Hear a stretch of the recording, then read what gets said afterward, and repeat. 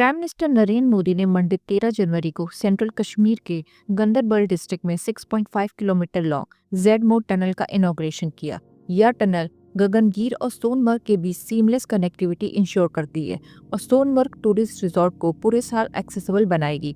Inauguration के दौरान prime minister के साथ जम्मू एंड कश्मीर के लेफ्टिनेंट गवर्नर मनोज सिन्हा और चीफ मिनिस्टर उमर अब्दुल्ला भी मौजूद थे। श्रीनगर लेह नेशनल हाईवे पर 24 करोड़ रुपीस की कॉस्ट से build strategic Z Morh tunnel Ladakh region को throughout the year accessible बनाने की दिशा में मेजर स्टेप है। इस प्रोजेक्ट का काम मई 2015 में स्टार्ट हुआ था और लास्ट ईयर कंप्लीट हुआ है। Z Morh tunnel Ladakh region में कंट्री की डिफेंस नीड के टर्म में वाइटल है, जो यंगेस्ट यूनियन टेरिटरी को कंट्री के बाकी हिस्सों से जोड़ती है। 8,650 फीट के एल्टीट्यूड पे situated Z Morh tunnel 2 lane road tunnel है, जिसमें इमरजेंसी के लिए parallel 7.5 metre wide escape passage भी है। इससे लेह के रूट में श्रीनगर और सोनमर्ग के बीच ऑल वेदर कनेक्टिविटी इनहैंस होगी, लैंडस्लाइड और एवलांचेस रूट बाईपास होंगे और स्ट्रेटेजिकली क्रिटिकल लद्दाख रीजन तक सेफर और अनइंटरप्टेड एक्सेस इंश्योर होगा। अंडर कंस्ट्रक्शन जोजिला टनल के साथ जेड मोड टनल सिविलियन और मिलिट्री ट्रैफिक के लिए बाल्टन और लद्दाख रीजन तक अनइंटरप्टेड कनेक्टिविटी इंश्योर करेंगे।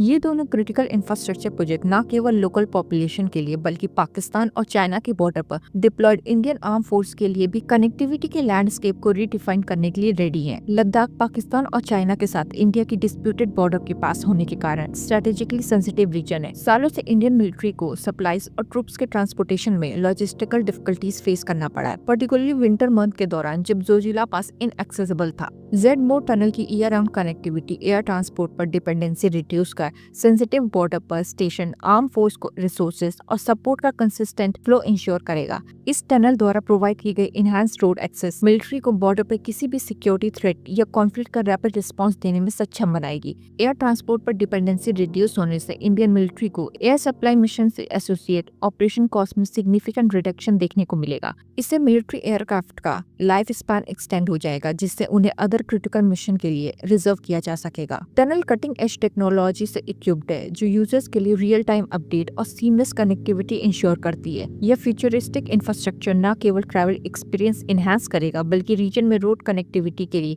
एक न्यू स्टैंडर्ड सेट करेगा।